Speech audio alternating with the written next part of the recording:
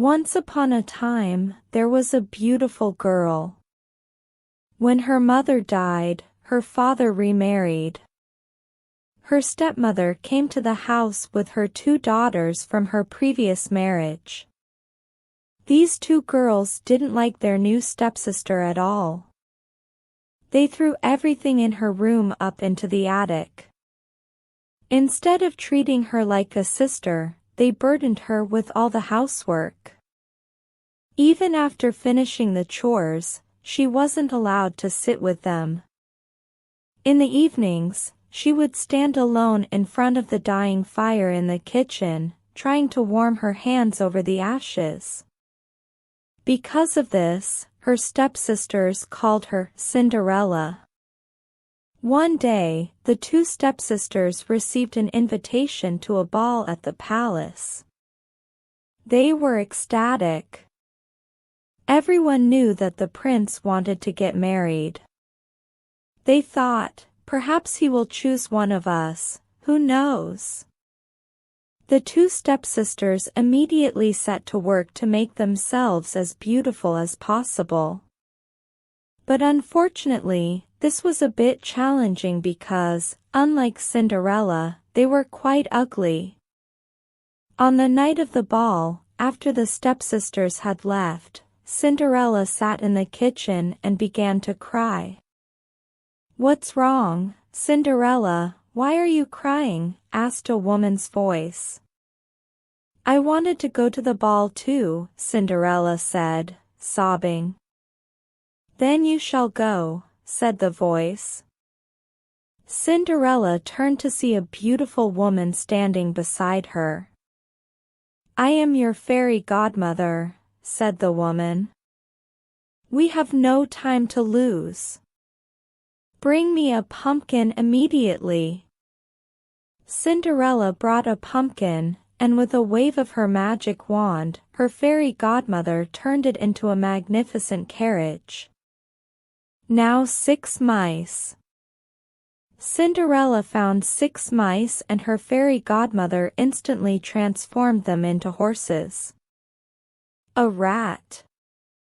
She made it the coachman. And 6 lizards. She turned them into footmen to run behind the carriage. Finally, it was Cinderella's turn.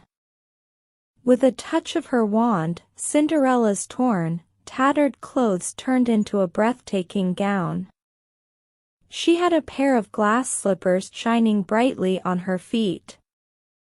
"But there is one thing," said the fairy. "You must return home by midnight. At 12, your dress will turn back into rags, the pumpkin into a coach, the horses into mice, and the coachman into a rat. You wouldn't want the prince to see that, would you? Now go, and enjoy yourself." That night, Cinderella was the star of the ball. The ladies attending the ball, especially her 2 stepsisters, admired her dress greatly and begged to know the name of her tailor. All the gentlemen competed to dance with her. The prince, upon seeing her, fell in love with her instantly. And from that moment on, no one was allowed to dance with her. Hours passed swiftly, and as midnight approached, Cinderella remembered she had to be home. "Don't go," the prince called after her, but Cinderella didn't stop for a moment and ran away from there.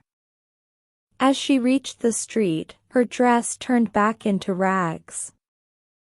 Only one of her glass slippers remained. She didn't know where she had lost the other one. That night, Cinderella cried herself to sleep.